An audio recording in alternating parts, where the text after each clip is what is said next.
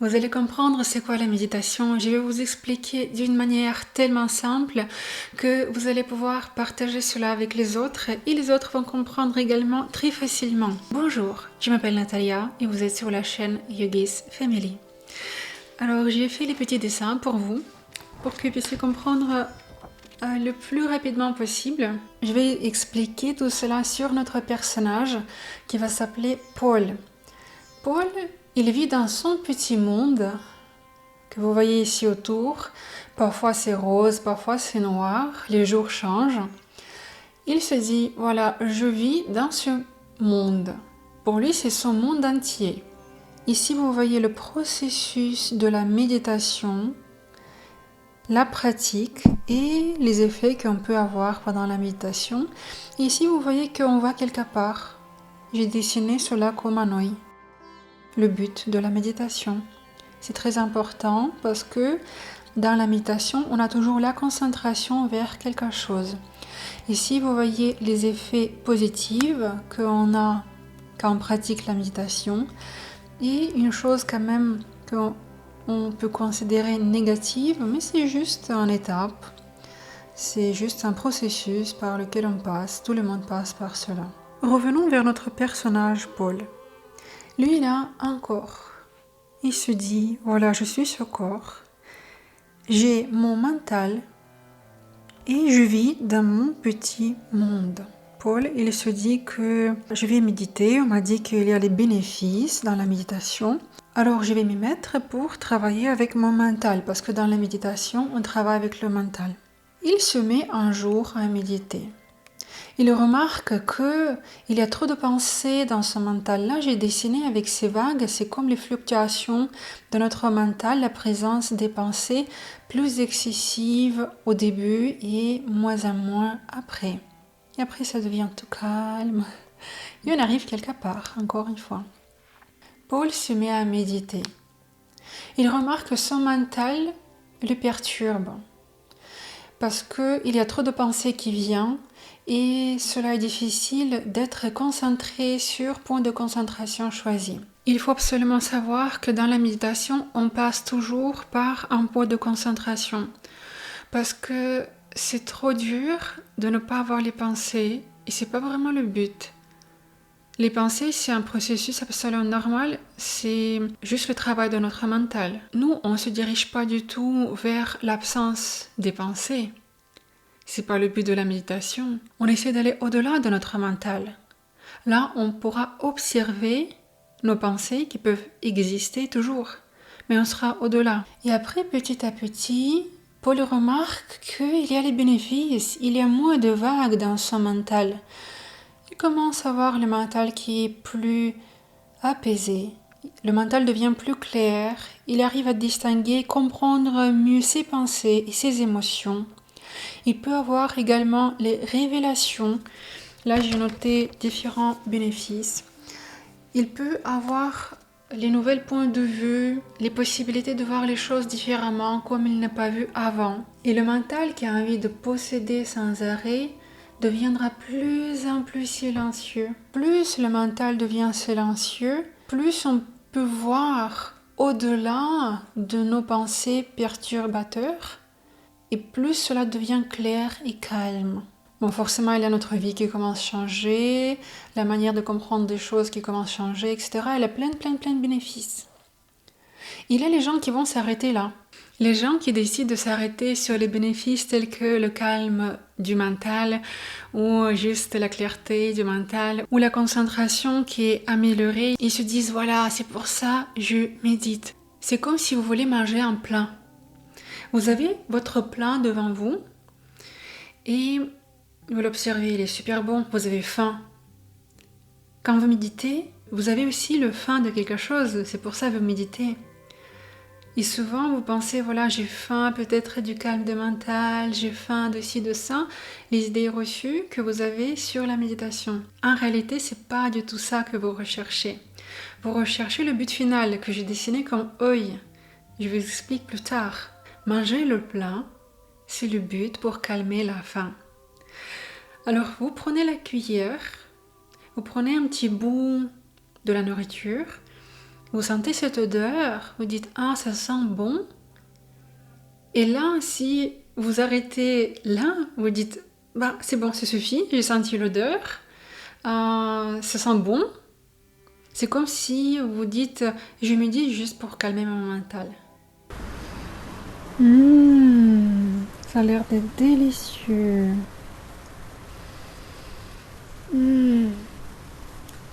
Cela suffit. Mais pourquoi j'ai toujours faim? Vous comprenez, vous n'arrivez pas du tout au but de la méditation. Le but qui est beaucoup plus précieux. C'est comme vous ouvrez un cadeau, vous enlevez juste le papier autour et vous ne regardez pas qu'est-ce qu'il y a dans le carton. Ça revient au même. Le mental calme, c'est pas le but. C'est la possibilité d'aller au-delà de ses limites. Mais sachez que pouvoir calmer le mental au moins un tout petit peu, c'est déjà un énorme succès. Je tiens absolument que vous retenez que vous pouvez aller au-delà de votre mental. Parce que le mental, c'est comme le corps physique a ses limites. Votre corps physique, il n'est pas infini. Le mental est pareil. Le mental, c'est juste un outil qu'on utilise pour pouvoir survivre dans ce monde.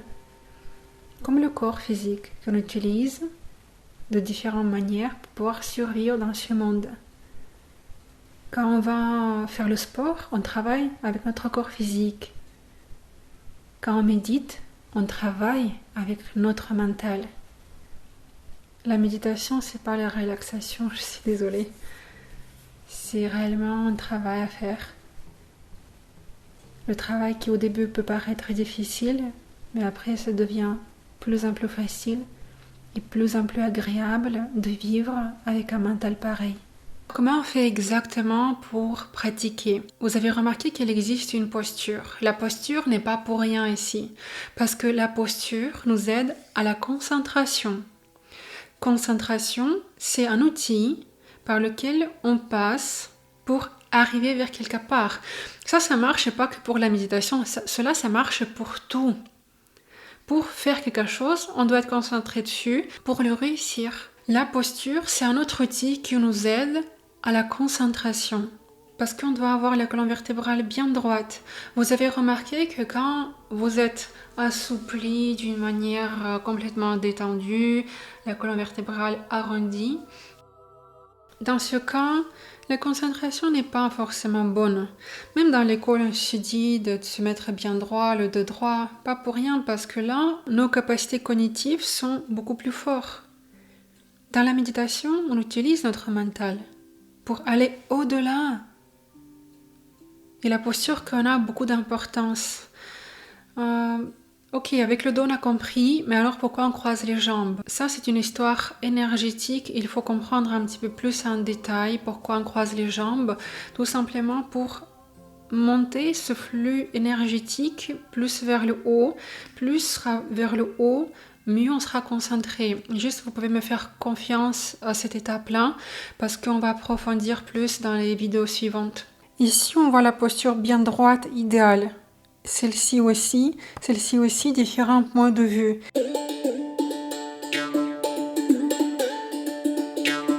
Ici, le dos est arrondi complètement. Ici, le bas du dos est arrondi, on essaie de garder la poitrine bien ouverte.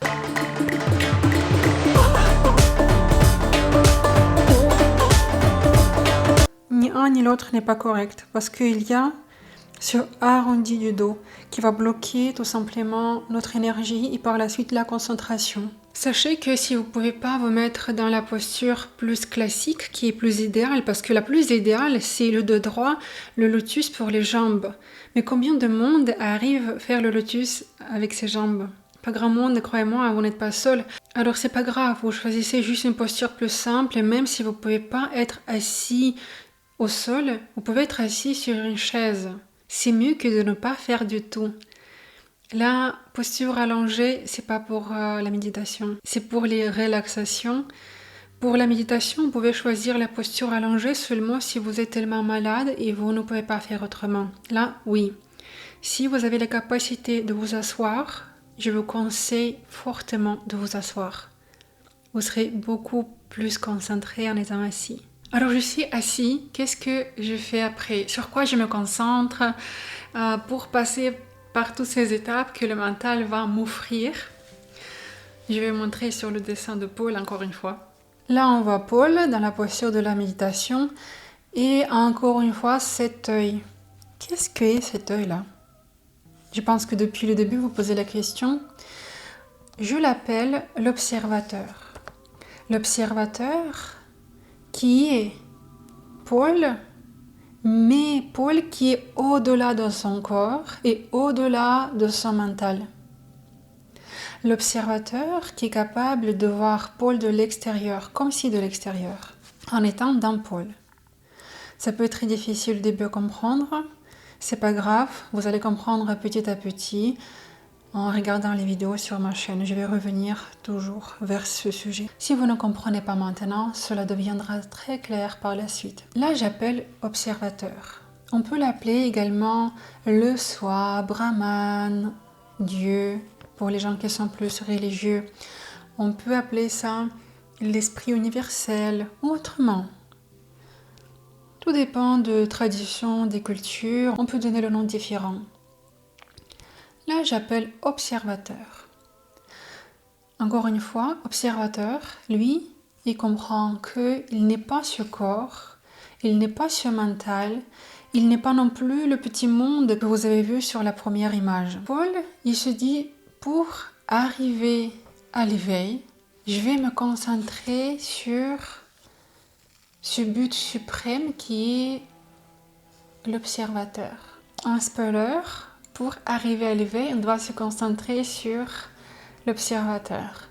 Mais la concentration directe sur l'observateur peut être difficile parce qu'on a du mal déjà à comprendre c'est quoi.